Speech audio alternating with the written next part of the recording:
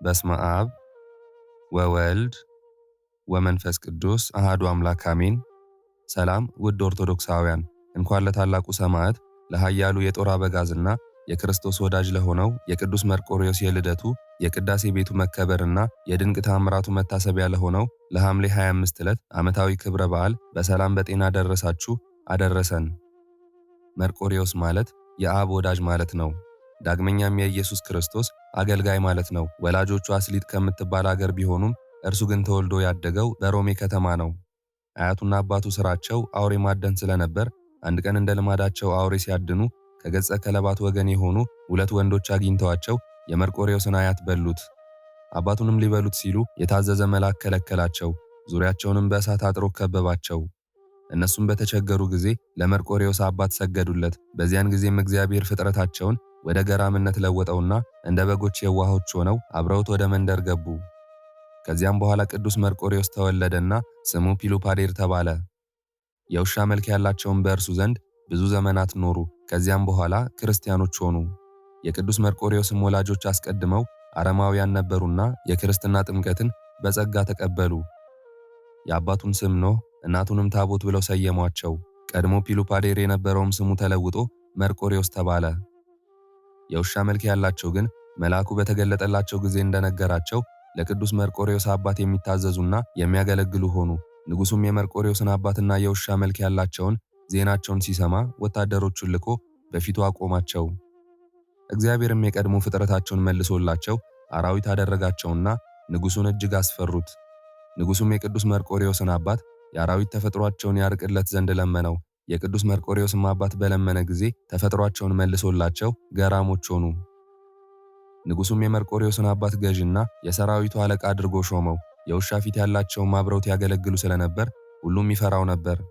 ንጉሱም የመርቆሬዎስን አባት ወደ ጦርነት ከላከው በኋላ ሳይመለስ ስለቀረ ሚስቱን ሊያገባ ታሰበ። የመርቆሬዎስ አባትም የመርዶሳውያን አገሮች ሁሉ ገዢ በነበረው ንጉስ ተይዞ ቢማረክም ገዢው ክርስቲያን መሆኑን አይቶ አከበረው፣ ከፍ ከፍም አደረገው። ቆይቶም በሀገሩ ላይ ሾመው። ሚስቱም ጠፍታ ከሀገሯ ወጥታ ሄዳ ስለነበር ከባሏ ጋር ተገናኝተው በዚያ መኖር ጀመሩ። ቅዱስ መርቆሬዎስም አባትና እናቱ ከሞቱ በኋላ ንጉሱ በአባቱ ፈንታ በመርዶሳውያን አገር ላይ ሾመው። ቅዱስ መርቆሬዎስ መኮንንነት በተሾመ ጊዜ ገጸ ከለባቱ አብሮት ነበር። ለመዋጋትም በወጣ ጊዜ የቀድሞ የአራዊት የሆነ ተፈጥሮውን እግዚአብሔር ይመልስለት ስለነበር ማንም አይቋቋመውም፣ የሚችለውም አልነበረም። ለቅዱስ መርቆሬዎስ ታላቅ የድል አድራጊነት ኃይል ተሰጠውና ዜናው በሁሉም ሀገሮች ተሰማ። በሮሜ ሀገር ጣዖትን የሚያመልከው ዳኪዮስ የተባለውም ንጉስ የበርበር ሰዎች ጋር ጦርነት ሊገጥም በወጣ ጊዜ እጅግ ሲበዙበት ፈራ። ቅዱስ መርቆሬዎስም በጦሩ መሃል የተሳለ ሰይፍ የያዘ የእግዚአብሔርን መልአክ ስላየ ንጉሱን እግዚአብሔር ያጠፋቸዋልና አትፍራ አለው። መልአኩም ሰይፉን ለቅዱስ መርቆሬዎስ ሰጠውና ጦርነቱን ድል ባደረግህ ጊዜ እግዚአብሔርን አስብ አለው። ጦርነቱን ድል አድርጎ ሲጨርስም መልአኩ ድጋሜ ተገልጦለት ለምን የፈጣሪህን ስም መጥራት ረሳህ አለው። ከጦርነቱም በኋላ ንጉስ ዳኪዮስ ለጣዖታቱ ዕጣን ለማሳረግ በዓልን አደረገ። ቅዱስ መርቆሬዎስም በዚያ ስላልተገኘ ለጣዖታቱ ዕጣን በማሳረግ እንዳልተባበረ ንጉሱ ሲያውቅ መልእክተኞችን ልኮ አስመጣው። ንጉሱም ከእኔ ጋር ለምን አታጥንም ባለው ጊዜ ቅዱስ መርቆሬዎስ ትጥቁንና ልብሱን አውልቆ ከወረወረለት በኋላ ክብር ይግባውና አምላኬ ኢየሱስ ክርስቶስን ፈጽሞ አልክደውም፣ ለረከሱ ጣዖቶችህም አልሰግድም አለው። ንጉሱም ተናዶ ልዩ ልዩ በሆኑ ስቃዮች እጅግ አሰቃየው። ንጉሱም ስለ መርቆሬዎስ ብለው የአገሩ ሰዎች እንዳይነሱበት ፈርቶ በብረት ችንካር ቸንክሮ የቀጰዶቅያና የእስያ ክፍል ወደ ሆነች ወደ ቂሳሪያ ከደብዳቤ ጋር ላከው። በዚያም እጅጉን ካሰቃዩት በኋላ ንጉሱ ዳኪዮስ እንዳዘዘ ህዳር 25 ቀን አንገቱን በሰይፍ ቆረጡትና የሰማዕትነት ተጋድሎውን ፈጸመ። የሕይወትንም አክሊል ተቀዳጀ። በዓለም ሁሉ አብያተ ክርስቲያናት ታነጸለት። እግዚአብሔርም ድንቅ ድንቅ የሆኑ ተአምራትን በቅዱስ መርቆሬዎስ ስም አደረገ። ከብዙ ተአምራቱም አንዱ የቂሳሪያው ሊቀ ጳጳስ ባስልዮስን ረድቶ ከሃዲውን ኡልያኖስን የገደለበት ነው። ኡልያኖስ ንጉስ የክብር ባለቤት ጌታችንን ክዶ ጣዖታትን ማምለክና ክርስቲያኖችን ማሰቃየት ጀመረ። የቂሳሪያው ሊቀ ጳጳስ ባስልዮስም አስተምሮ ሊመልሰው ወደ ንጉሱ ቢመጣ ኡልያኖስ ጌታችንን ሰድቦ ባስልዮስም በእስር ቤት ሳለ በቅዱስ መርቆሬዎስ ስዕል ፊት ጸለየ። ስዕሉም ወዲያው ተሰወረው። ያን ጊዜም ወደ ከሃዲው ንጉስ ኡልያኖስ ዘንድ ሄዶ በጦር ወግቶ ገደለውና ወዲያው ወደ ቦታው ተመለሰ። ከጦሩም አንገት ደም ይንጠፈጠፍ ነበር። ቅዱስ ባስልዮስም ከሃዲውን ንጉስ እንደገደለው አውቆ የክርስቶስ ምስክር ጌታዬ ሆይ የእውነት ጸር የሆነ ኡልያኖስን ገደልከውና አለው። ስዕሉም ያን ጊዜ አዎን እንደሚል ራሱን ዘንበል አደረገ። ቅዱስ ባስልዮስም ደስ ብሎት እግዚአብሔርን አመሰገነ። ሌላው ሰማዕት ቅዱስ መርቆሬዎስ በታምሩ ከእስልምና እምነት መልሶ ክርስቲያን ያደረገው አንድ እስላም ሰው አለ። ይኸውም የቅዱስ መርቆሬዎስ ቤተክርስቲያኑ በተሰራችበት በምስር ሀገር በሚኖር ከመሳፍንት ወገን የሆነ አንድ ወጣት ነበር። ከብዙ ሰዎችም ጋር ሆኖ ወደ መሐመድ መቃብር ለመሄድ እንዳሰበ ለአባቱ ሲነግረው ስንቅ ሰንቀው በሰላም ወደ መካ መዲና ሸኙት። መካ ደርሰውም ስራቸውን ፈጽመው ወደ ቤታቸው እየተመለሱ 7 ቀን ተጓዙ። በሌሊትም ሲጓዙ ስለ ስጋዊ ግዳጁ ያ እስላም ወጣት ከግመል ላይ ወርዶ ለመጸዳዳት ዘወር አለ። እነርሱም አብሯቸው የሚጓዝ መስሏቸው ስለነበር ባልንጀሮቹን በበረሃ ውስጥ ትተውት ሄዱ። እርሱም ወዴት እንደሚሄድ ስላላወቀ አራዊትም እንዳይበሉት ፈርቶ እጅግ ደነገጠ። በዚያም ጊዜ በምስር ሀገር በአባቱ ቤት አቅራቢያ ያለች የሰማዕቱ የቅዱስ መርቆሬዎስን ቤተክርስቲያን አስታውሶ በልቡ ቅዱስ መርቆሬዎስን እንዲያድነው ለመነ። ወዲያውም ቅዱስ መርቆሬዎስ በፈረሱ ተቀምጦ ወደ እርሱ መጣና ከወዴት ነህ? ከዚህ በረሃ ውስጥስ እንዴት ጠፋህ? አለው። ወጣቱ እስላምም የሆነውን ነገረው። ቅዱስ መርቆሬዎስም ና በኋላዬ በፈረሱ ላይ ተፈናጠጥ አለውና በአየር ላይ እየበረረ በምስር ሀገር ወዳለች የቅዱስ መርቆሬዎስ ቤተክርስቲያን ውስጥ እንደ ዓይን ጥቅሻ ደረሰውና እንደ ተዘጋች በውስጡ አስገባውና ከእርሱ ተሰወረ። ይህም ወጣት በኋላ አምኖ ተጠምቆ ብዙ ሰማዕትነትን ተቀብሏል። ገዳምም ገብቶ ብዙ ከተጋደለ በኋላ እንደገና ወደ ሀገሩ ተመልሶ ብዙዎችን ወደ ክርስትና አምጥቷል። በቅዱስ መርቆሬዎስ ስም ቤተክርስቲያን አሰርቶ አበምኔትም ሆኖ ብዙ መነኮሳትን አፍርቷል። በስመ አብ ወወልድ ወመንፈስ ቅዱስ አሐዱ አምላክ አሜን። ገድለ መርቆሬዎስ። ይህ መጽሐፍ ሮሜ በምትባል ሀገር ስሙ ኖሃ ከተባለ እጅግ የከበረ መስፍን አባቱና ታቦት ከምትባል እናቱ ተወልዶ ከዚህ ኃላፊ ጠፊ ዓለም ሹመት ሽልማት ይልቅ የማያልፈውን የማይጠፋውን መንግስት ሹመት የመረጠ በዚያ ክርስቲያኖች በታጡባት አብያተ ክርስቲያናት በተዘጉባት ቅዱሳት መጻሕፍት በተመዘበሩበት ዘመን ከአላውያን ነገስታት ጋር ፊት ለፊት ተከራክሮ የክርስቶስን ሃይማኖት በዓለም ላይ ያስተማረ የታላቁ ሰማዕት የቅዱስ መርቆሬዎስ መጽሐፈ ገድል ወተአምር ነው። ዓለም ለመኖሪያችን ተዘጋጀች። እኛም ለተወሰነ ጊዜ ፍሬዎቿ ለመሆን ተፈጠርን። እግዚአብሔር ይህንንና የወዲያኛውን 2 ዓለማትን ፈጠረልን። ይህኛው ዓለም ሥራን ሰርቶ ተግባርን አከናውኖ በሥራ ውጤት ለወዲያኛው ዓለም የዚህን ዓለም የፈተና ውጤት ዋጋ መቀበያ ነው። ሥራ በ2 ይከፈላል። ይኸውም አንደኛው ደግ ሥራ፣ ሁለተኛውም ክፉ አድራጎት ሲሆኑ ዋጋቸውም በየአንጻራቸው የተዘጋጀ ነው። ሰው በዚህ ዓለም ተወስኖ የሚኖርባቸው 2 መንገዶች አሉት።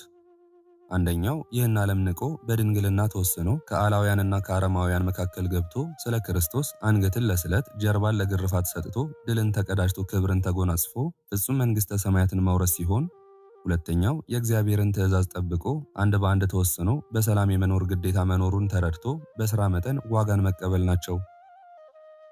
ቅዱስ ጳውሎስ እንደኔ ቢሆን ሰው ሁሉ ድንግልናውን ጠብቆ በድንግልና ቢኖር እወዳለሁ፣ ደግሞ ዘር ለማትረፍ ወንድ በአንድ ሴት፣ ሴት በአንድ ወንድ ጸንተው በሕግ ተወስነው ቢኖሩ እፈቅዳለሁ ብሏል። ስለዚህ ነው ቅዱስ መርቆሬዎስ የዚህን ዓለም ምስፍናና ብልጽግና ለወዲያኛው ዓለም ለውጥ አድርጎ ወደ ሰማዕትነት ጎዳና ያመራው።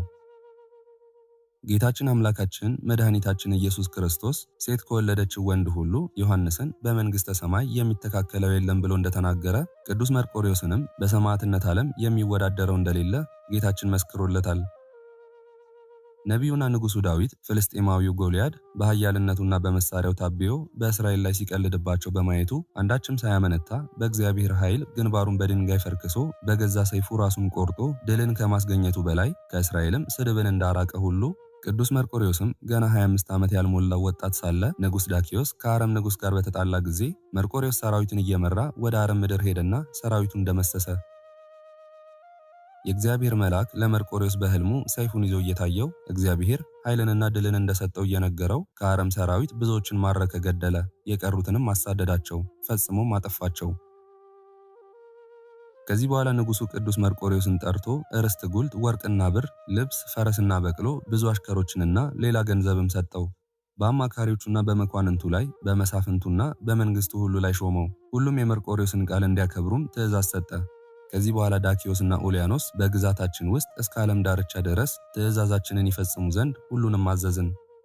አምላኮቻችንም የእውነት አምላኮች ናቸው፣ ታላቁን መንግስታችንን ጠብቀውልናልና። መልካም ፈቃዳቸው በእኛ ላይ ታየ፣ ብርታትን ሰጡን። ከሁሉም የምድር ነገስታት በላይ ከፍ ከፍ አደረጉን። ምን ይህ ብቻ፣ የእህል በረከትን ምግብንና ገንዘብንም ሰጡን እንጂ። እነርሱ መልካሙን ሁሉ ያደርጉልን ዘንድ ከእነርሱ ዘንድ ሁሉን ከጠየቅን መልካሙን ሁሉ ያደርጉልናል፣ ዓለሙን ሁሉ ያጸኑልናል። ስለዚህም በግዛታችን ውስጥ የሚኖሩ ሁሉ ለአምላኮቻችን ግብር መገበርን ያፋጥኑ። በመፍራትና በመንቀጥቀጥ ፈጽሞ በመገዛትና በማክበር ይገዙላቸው። ትእዛዛችንን የተቀበለ በእኛ ዘንድ ታላቅ ክብርንና ብዙ ገንዘብን ያገኛል። ትእዛዛችንን ያልተቀበሉ ነገራችንን ያልሰሙ ግን ይህ መጽሐፍ አዋጅ እንደተናገረው በእስር ቤት ብዙ ስቃይ ያገኛቸዋል። ከዚህም በኋላ በክፉ አገዳደልና በመራራ አሟሟት በሰይፍ ይገደላሉ፣ ስጋቸውም በቆሻሻ ቦታ ይጣላል። ክርስቲያኖችን ግን ከዚህ የከፋ መከራ ያገኛቸዋል፣ ብዙ ስቃይም ይገጥማቸዋል ሲሉ አዋጅ አወጁ። ከዚህ በኋላ ብዙዎች አዋጁን ተቀበሉ፣ ለጣዖትም ሰገዱ። ቅዱስ መርቆሬዎስ ግን አቤቱ ለጣዖት ከመስገድና ከሰይጣን ፈተና አድነኝ እያለ ቆሞ ወደ እግዚአብሔር እየጾመና እየጸለየ 3 ቀን ተቀመጠ። ከዚህ በኋላ ፍርሃቱ ተወገደለት፣ አዋጁን አልተቀበለም፣ ለጣዖትም አልሰገደም። ዳኪዮስ ቅዱስ መርቆሬዎስ አዋጁን እንዳልተቀበለ ለጣዖትም እንዳልሰገደ ባየ ጊዜ ነገሬን ስማ፣ ለአምላኮቼም ሰዋ፣ በታላቁ አምላክ በአጵሎን ማልኩልህ፣ ሴት ልጄን አጋባሃለሁ፣ የመንግሥቴን እኩሌታ ግማሹን እሰጥሃለሁ፣ በግዛቴም ከእኔ ጋር ትሆናለህ፣ ሥጋህን በስቃይ አታንገላታ፣ ሰውነትህን አድን እያለ ቅዱስ መርቆሬዎስን ብዙ ለመነው። ቅዱስ መርቆሬዎስ ግን ንጉሥ ሆይ የሰጠኸኝ ሀብትህ ወደ አንተ ይመለስ፣ ለእርሱ ፍቅር የለኝም። ንጉሥ ሆይ ስማ ልንገርህ፣ አጵሎን አምላክህ ራሱን ማዳን የማይችል ድንጋይ ነው። እርዳኝ ባልከው ጊዜ አይረዳህም፣ እኔ አላውቀውም፣ አልሰግድለትም። እኔ የማምንበት አምላኬ ኢየሱስ ክርስቶስ ነው፣ ስለ ስሙም እሞታለሁ። መልአኩን ልኮ ያዳነኝ ያጸናኝ የረዳኝ እርሱ ነው አለው። ዳግመኛም እነሆ የምትለውን አልሻም፣ ከእናቴ ማፀን ጀምሮ ራቁቴን ተወለድኩ፣ ራቁቴንም እሄዳለሁ። ነገር ግን እግዚአብሔር የብርሃን ልብስ ያለብሰኛል። ያንተን ብላሽ የሆነ የዓለም ጌጥ ናቅሁት፣ ጣልሁት። ይህ ሁሉ በእኔ ዘንድ እንደምንም ነው አለውና፣ ሁላችሁም ስሙኝ፣ እኔ ክርስቲያን ነኝ፣ እኔ ክርስቶስ እንደሆንኩ ፈጽማችሁ ወቁ እያለ አሰምቶ ተናገረ። ከዚህ በኋላ የእግዚአብሔር መንፈስ እጥፍ ድርብ ሆኖ አደረበት። በዚሁ ዓላማው እስከ ሕይወቱ ፍጻሜ ድረስ ሊገፋበት መንፈሳዊ ስሜት ሕሊናውን ቀሰቀሰው። ሥጋዊ ፈቃድ ፈጽሞ ተወገደለት። የልጅነት ጠባይ ድራሹ ጠፋለት። የዚህ ዓለም ምስፍናና ብልጽግና ከልቡ ተፋቀለት። በወርቁ ላጊጥ በአልማዙ ልንቆጥቆጥ አላለም። ብዙዎቹን ሕዝቦች ነፃ አወጣቸው። ዳኪዮስም ፈጽሞ ተቆጣ። መርቆሬዎስ የተከበሩ አምላኮቻችንን ሰደበ፣ ትእዛዛችንንም አቃለለ፣ የተከበረ መጽሐፋችንንም አልቀበልም አለ። ስለዚህም በእርሱ መንገድ የሚሄደውን ሁሉ ታላቅ ቅጣት ይጠብቀው ዘንድ በከባድ ስቃይ ያሰቃዩት፣ በጋለ ብረት ሰውነቱን አቃጥሉት፣ ደብድቡት ሲል ትእዛዝ ሰጠ። ጭፍሮቹም እንደታዘዙት አድርገው ሲመለሱ የእግዚአብሔር መልአክ መላ ሰውነቱን በእጁ ዳሰሰው፣ ቁስሉንም አዳነው። ምንም እንዳልነበረበት ሕያው አድርጎ አስነሳውና ተነስቶ እግዚአብሔርን አመሰገነ። ጭፍሮቹም እኛም በአምላክ ቅዱስ መርቆሬዎስ አምነናል በማለት ወደ ነገሥታቱ አደባባይ ቀርበው በሰማዕትነት እንዲሞቱ ተፈርዶባቸዋል። በዚህ ሁኔታ ቅዱስ መርቆሬዎስ ተጋድሎውን ቀጠለ።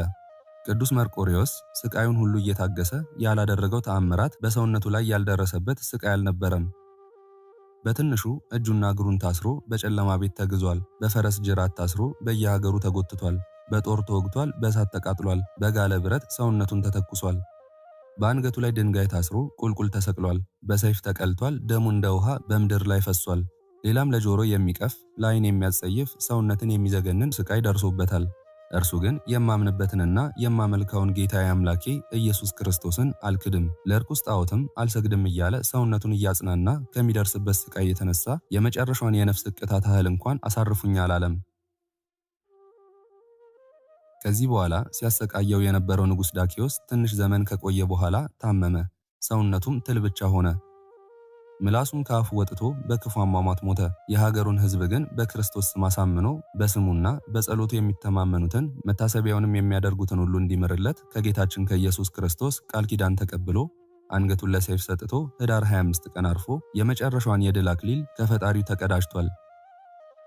ብዙ የሰራ ብዙ እንደሚያገኝና ከራሱ አልፎ ለሌላውም እንደሚተርፍ ሁሉ ጻድቃን ሰማዕታትም በገድላቸውና በትሩፋታቸው ፍጹም መንግሥተ ሰማያትን ዋጅተው ወገናቸውንና ወዳጆቻቸውን መንግሥቱን ለማውረስ ከፈጣሪያቸው ጋር ኪዳነ ሰማይ ወምድር አድርገው ከዚህ ዓለም ይለያሉ።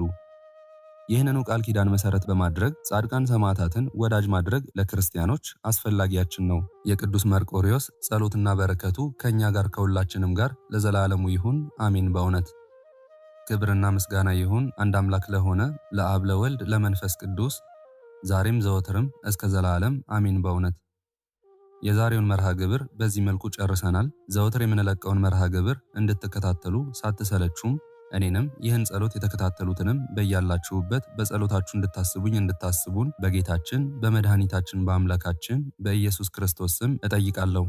ይህንን ጸሎት ምስጋና ወይም ቃለ እግዚአብሔር በቅርብም በአካል በሩቅም በያላችሁበት ስትከታተሉ ለቆያችሁ በኋላም ለምታደምጡ በአሜነ በረከት ለተሳተፋችሁ በጸሎት እንድናስባችሁም ለጠየቃችሁን ወልደ ሚካኤል ወለተ ኪዳን ገብረ ጊዮርጊስ ወለተ ገብርኤል ወለተ ማርያም ወለተ ዮሐንስ ወልደ አረጋዊ ወልደ ገሪማ ገብረ ሥላሴ ወለተ መድህን ገብረ መድህን ወለተ ቂርቆስና እህተ ማርያም ገብረ ሥላሴ ክንፈ ሚካኤል ኃይለ ኢየሱስ ገብረ ኪዳን ገብረ ሥላሴ ፈቃደ ሥላሴ ኃይለ ኢየሱስ ወለተ ሥላሴ ሳህለ ማርያም ወለተ ሥላሴ ሰብለ ማርያም ትርሲተ ድንግል ፍቅርተ ማርያም ወለተ ኪዳን ወልደ ሩፋኤል ወልደ ገብርኤል ጽጌ ማርያምና ወልደ ሰማዕት ወልደ ጊዮርጊስ ወለተ ተክለ ሃይማኖት ወለተ ኪዳን ወለተ ሰማዕትና አጸደ ማርያም ወልደ ትንሣኤ አጸደ ማርያም ወልደ እስጢፋኖስ ወለተ ሥላሴ ወለተ ጊዮርጊስ ሰለሞን ወለተ ተክለ ሃይማኖት ፍቅርተ ማርያም ኪዳነ ወልድና ወለተ አረጋይ አጸደ ማርያም ገብረ ማርያም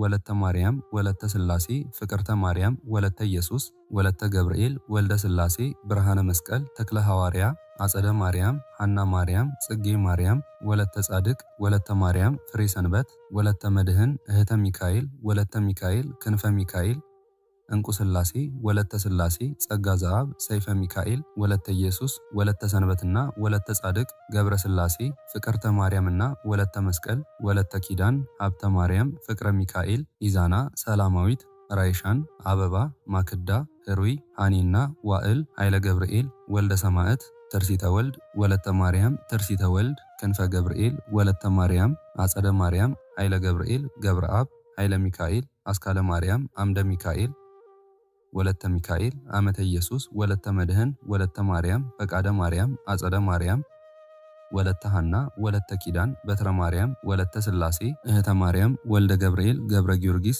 ሁላችሁንም እግዚአብሔር ያስባችሁ ከነ ቤተሰባችሁ በሕይወት በጤና ያቆያችሁ። ዕድሜ ዘመናችሁ የተባረከ ይሁን። ስራችሁን የሰመረ ቀናችሁን ያማረ ኑሯችሁን የከበረ ጸሎታችሁንም የተሰማ ያድርግላችሁ። እንዲሁም በአካል በሥጋ የተለዩንን ገብረ ሕይወት ወለተ ማርያም ወለተ ሥላሴ ወለተ ጽዮን ወልደ ሰማያት እግዚአብሔር ነፍሳቸውን ይማርልን፣ በአጸደ ሕይወት በገነት በመንግሥተ ሰማይ ያሳርፍልን።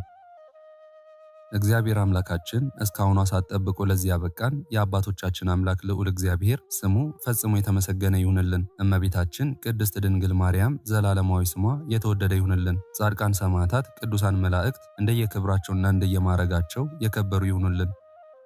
አነሳስቶ ላስጀመረን አስጀምሮም ላስፈጸመን ለልዑል እግዚአብሔር ክብርና ምስጋና ይግባው ዛሬም ዘወትርም ለዘላለሙ አሜን። አቡነ ዘበሰማያት